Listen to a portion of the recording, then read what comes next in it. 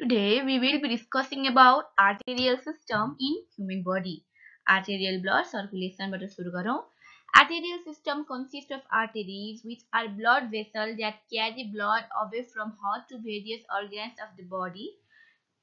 Arterial system ले चाहिँ आर्टेरिजहरुलाई consist गर्छ. आर्टेरिज भनेको चाहिँ यस्तो ब्लड भेसल हो जसले चाहिँ हार्टबाट विभिन्न अर्गन्सहरुमा ब्लडलाई लैजाने काम गर्छ. प्राय जसो आर्टेरिजले चाहिँ अक्सिजनेटेड ब्लड प्योर ब्लड क्यारी गर्छ. तर एउटा चाहिँ एक्सेप्सन छ जुन चाहिँ पल्मोनरी आर्टेरी हो. जसले चाहिँ deoxygenated blood impure blood carry गर्छ हार्टदेखि लङ्ससम्म. Arterial system includes two types of circulation. Arterial सिस्टममा दुई किसिमका सर्कुलेसन्सहरु हुन्छ. एउटा छ सिस्टमिक सर्कुलेसन र अर्को छ pulmonary circulation. Arteries have thick, elastic and muscular walls which help them withstand high blood pressure and maintain continuous blood flow. आर्टेरिजहरुको चाहिँ एकदमै थिक, इलास्टिक र मस्कुलर वाल्सहरु हुन्छ जसले गर्दा चाहिँ उनीहरुले चाहिँ एकदमै हाई ब्लड प्रेसरलाई पनि ठेक्न सक्छन् र ब्लड फ्लोलाई पनि एकदमै कन्टिन्यू तरिकाले मेन्टेन गर्न सक्छन्.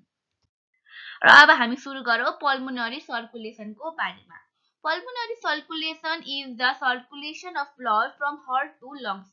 Pulmonary circulation भनेको चाहिँ ब्लडको यस्तो सर्कुलेसन हो जुन चाहिँ हार्टदेखि लङ्ससम्म हुन्छ. It begins from the right ventricle of heart which pumps the oxygenated blood into the pulmonary artery for oxygenation in the lungs. र यो चाहिँ राइट भेन्ट्रिकलबाट सुरु हुन्छ हार्टको जसले चाहिँ डिअक्सिजनेटेड ब्लडलाई चाहिँ पल्मोनरी आर्टेरीमा पम्प गर्छ ताकि त्यो ब्लड लङ्समा गएर अक्सिजनेटेड होस्. पल्मोनरी आर्टेरी चाहिँ दुईटा ब्रान्चेसमा डिभाइडेड छ. First one is right pulmonary artery and second one is left pulmonary artery. Right pulmonary आर्टेरीले चाहिँ डिअक्सिजनेटेड ब्लडलाई राइट लङ्समा लैजान्छ भने लेफ्ट पल्मोनरी आर्टेरीले चाहिँ डिअक्सिजनेटेड ब्लडलाई लेफ्ट लङ्समा लैजान्छ र लङ्समा चाहिँ ब्लड चाहिँ अक्सिजनेटेड भएर आउँछ. अर्को छ हामीसँग सिस्टमिक सर्कुलेसन. सिस्टमिक सर्कुलेसन भनेको यस्तो सर्कुलेसन हो जुनमा चाहिँ हार्टबाट ब्लड चाहिँ बडीको विभिन्न पार्टहरुमा सर्कुलेट हुन्छ. It begins from the left ventricle which pumps oxygenated blood into the aorta. र यो सर्कुलेसन चाहिँ लेफ्ट भेन्ट्रिकलबाट सुरु हुन्छ जसले चाहिँ aortaमा अक्सिजनेटेड ब्लडलाई पम्प गर्छ. The aorta arises from the upper part of the left ventricle. र aorta चाहिँ लेफ्ट भेन्ट्रिकलको अप्पर पार्टबाट अराइज हुन्छ.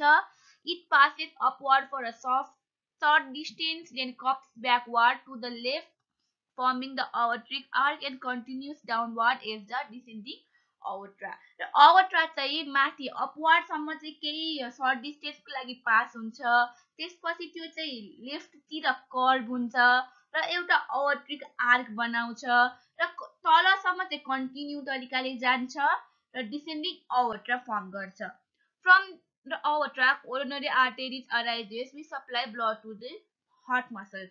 र aortaबाट नै coronary arteries चाहिँ अराइज हुन्छ जसले चाहिँ heart musclesमा blood supply गर्ने काम गर्छ. The aortic arch gives three branches which supply blood to the anterior region of the heart. The branches are the aortic arch ले चाहिँ तीनटा ब्रान्चेसहरु चाहिँ दिन्छ जसले चाहिँ हाम्रो हार्टको एन्टेरियर रिजनमा चाहिँ ब्लड सप्लाई गर्ने काम गर्छ. र ती ब्रान्चेसहरु हो एउटा चाहिँ राइट ब्राकियोसेफालिक आर्टेरी, अर्को छ left common carotid artery and third one is left subclavian artery. अब राइट ब्राकियोसेफालिक आर्टेरी चाहिँ के हो भन्दाखेरि यो चाहिँ यस्तो आर्टेरी हो जुन चाहिँ राइट कमन क्यारोटिड आर्टेरी र लेफ्ट राइट सबक्लेभियन आर्टेरीमा चाहिँ डिभाइड हुन्छ.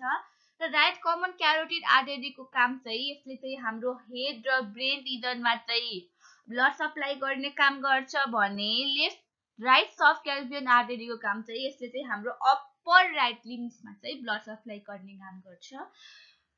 Second one is left common carotid artery. Left common carotid आर्टेरीले चाहिँ हाम्रो हेड र ब्रेनको लेफ्ट साइडमा ब्लड सप्लाई गर्ने काम गर्छ र लेफ्ट सबक्लेभियन आर्टेरीको काम चाहिँ के हो भन्दाखेरि यसले चाहिँ हाम्रो लेफ्ट अप्पर लिम्बमा ब्लड सप्लाई गर्ने काम गर्छ.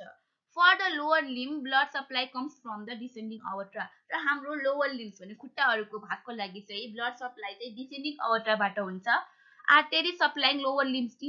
अब लोअर लिम्फमा सप्लाई गर्ने आर्टेरिजहरू के हुन् भन्दाखेरि एउटा छ डिसेन्डिङ, जसलाई चाहिँ एब्डोमिनल अवर्टा पनि भनिन्छ।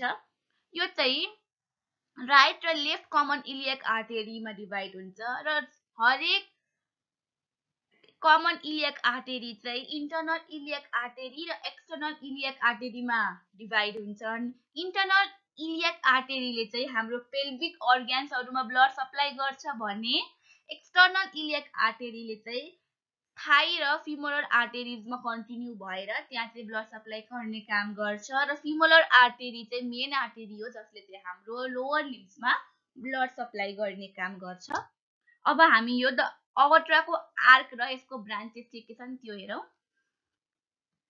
यहाँबाट चाहिँ हाम्रो अवर्टा स्टार्ट भयो, यो चाहिँ हाम्रो यहाँ तल चाहिँ हाम्रो लेफ्ट भेन्ट्रिकल हुन्छ, यहाँबाट अवर्टा स्टार्ट भयो, केही समयसम्म त्यो माथि गयो र यहाँबाट लेफ्टतिर कर्भ भएर तलतिर निस्क्यो र अवर्टा माथि जाने बेलामा हामी यहाँ दुईटा आर्टेरी छ, एउटा राइट कोरोनरी आर्टेरी र लेफ्ट कोरोनरी आर्टेरी। र यो राइट कोरोनरी आर्टेरी र लेफ्ट कोरोनरी आर्टेरीले चाहिँ हाम्रो हार्टको मसल्सलाई चाहिँ ब्लड ट्रान्सफर गर्यो। त्यसपछि यो भागलाई चाहिँ हाम्रो एसेन्डिङ अवर्टा भनिन्छ। अनि त्यसपछि त्यहाँ जाँदै सुरुमा हाम्रो एउटा ब्राकियोसेफालिक आर्टेरी स्टार्ट भयो, यो पनि हाम्रो राइट कमन क्यारोटिड आर्टेरी र राइट सबक्लेवियन आर्टेरीमा चाहिँ डिभाइड भयो। यिनीहरूले चाहिँ हाम्रो हेडमा, राइट कमन क्यारोटिड आर्टेरीले चाहिँ हाम्रो हेडमा र फेसियल पार्टतिर, ब्रेनतिर, हेड र ब्रेनमा चाहिँ ब्लड सप्लाई गर्ने काम गर्यो भने राइट सबक्लेवियन आर्टेरीले चाहिँ हाम्रो राइट ह्यान्ड साइडको अप्पर लिम्समा ब्लड सप्लाई गर्ने काम गर्यो।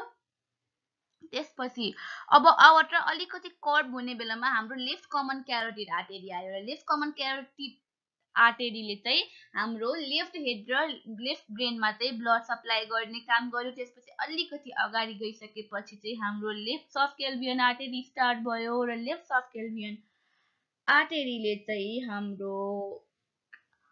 हाम्रो लेफ्ट अप्पर लिम्समा ब्लड सप्लाई गर्ने काम गर्यो र यो भर्बल आर्टेरीले, यो लेफ्ट भर्बल आर्टेरीले चाहिँ हाम्रो नेक रिजनमा ब्लड सप्लाई गर्ने काम गर्छ। यो एक्सिलरी आर्टेरीले चाहिँ हाम्रो स्क्यापुलर रिजनमा ब्लड सप्लाई गर्ने काम गर्छ भने यो ब्राकियल आर्टेरीले चाहिँ हाम्रो रेडियल र अल्नर रिजनमा चाहिँ ब्लड सप्लाई गर्ने काम गर्छ। त्यसरी नै यहाँ हाम्रो राइट भर्बल आर्टेरीले चाहिँ हाम्रो नेक रिजनमा ब्लड सप्लाई गर्ने काम गर्छ। यो चाहिँ हाम्रो राइट साइडमा पनि हुन्छ सबै तीनटै, र यो हाम्रो लेफ्ट साइडमा पनि सेम टु सेम त्यही हो, त्यो हाम्रो त्यो पार्टमा ब्लड सप्लाई गर्ने काम गर्छ।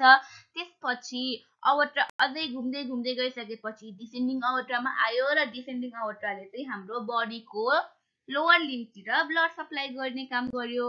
यो चाहिँ हाम्रो इन्टायर बडीको आर्टेरियल सिस्टम हो। यहाँ चाहिँ हाम्रो हार्ट छ। अब यहाँ चाहिँ कुन आर्टेरिज कुन रिजनमा गएको छ हो त्यसको बारेमा छ। यो चाहिँ यहाँ चाहिँ हाम्रो अल्नल, रेडियल आर्टेरिजहरू छ, लेफ्ट रेडियल, सिलोलिक, इन्फेरियर, फेनेरी, कोरोनरी आर्टेरी, पल्मोनरी ट्रङ्क। यो चीजहरू चाहिँ हामीले त्यति धेरै पढ्नु पर्दैन, यो चाहिँ हाम्रो एक्जाममा नर्मली आउने गर्दैन। हामीलाई पढ्नु पर्ने भनेको यही लेफ्ट सबक्लेवियन आर्टेरीसम्म नै हो। यो चाहिँ हामीले आफ्नो जेनरल नलेजको लागि जानिराख। यो चाहिँ हाम्रो एमसीक्यूमा आउन सक्छ, कुन आर्टेरीजले चाहिँ कुन रिजनमा ब्लड सप्लाई गर्ने काम गर्छ। यो चाहिँ एकदम सजिलो छ, त्यति धेरै गाह्रो छैन। अगाडिको बुझिसकेपछि पछाडिको पनि बुझ्न सकिन्छ। यो फिगर चाहिँ हामीले याद गरिराख्नु पर्दैन है त, यो चाहिँ हामीले नर्मली एक्जाममा सोध्दैन। That's all for today. Thank you so much for watching. यदि हजुरलाई भिडियो मन पर्यो भने लाइक, शेयर र कमेन्ट गरिदिनु होला र च्यानललाई पनि सब्स्क्राइब गरिदिनु होला।